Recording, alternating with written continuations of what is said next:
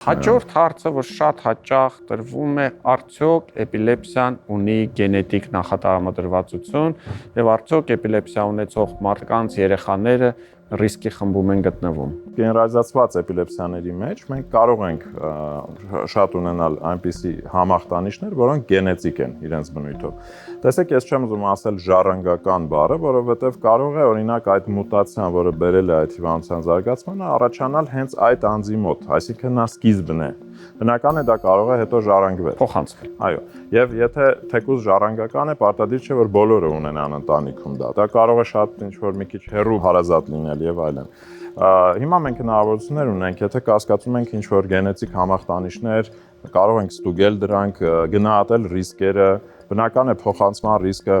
100%-ի մասին չի խոսքը, ինչ որ հավանականությունների մասին է խոսքը, դա հատուկ կոնսուլտացիա է, որը մենք անց ենք կացնում ընտանիքների հետ, որ լավ հասկանանք ինչ կարելի է անել։